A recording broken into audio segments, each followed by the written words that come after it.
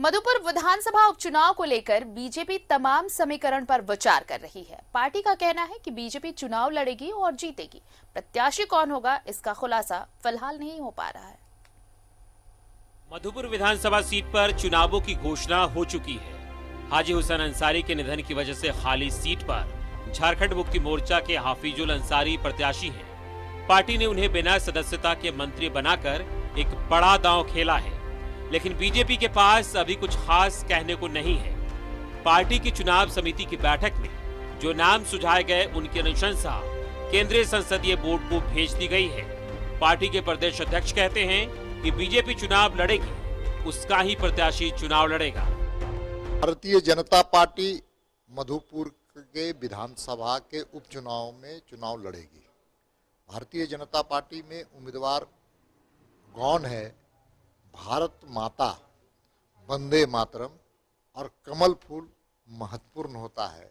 इसलिए हम चुनाव व्यक्ति आधारित नहीं बल्कि पार्टी आधारित चुनाव हम लड़ेंगे, चुनाव जीतेंगे।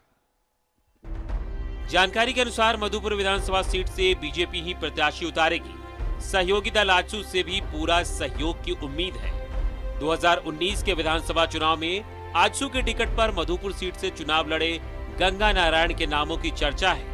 इसके अलावा पिछले विधानसभा चुनाव में बीजेपी के प्रत्याशी राज पलिवार का भी नाम है। एक और नाम केंद्रीय नेतृत्व के पास भेजा गया है। ऐसी संभावना जताई जा रही है कि गंगा नारायण को बीजेपी में शामिल कर उन्हें प्रत्याशी बनाया जा सकता है।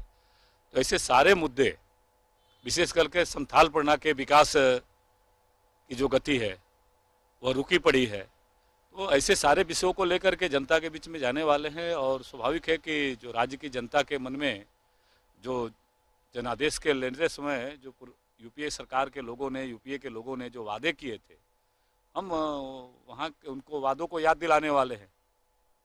चाहे वो नौजवानों के रोजगार का विषय हो, चाहे वो पारा शिक्षकों का विषय हो, चाहे जो नियोजित जो कर्मचारी हैं उनका विषय हो, ऐसे सारे विषयों को लेकर के जनता।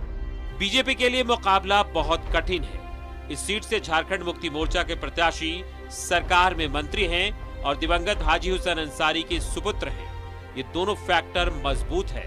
ऐसे में बीजेपी को बहुत सोच समझकर अपना प्रत्याशी देना होगा।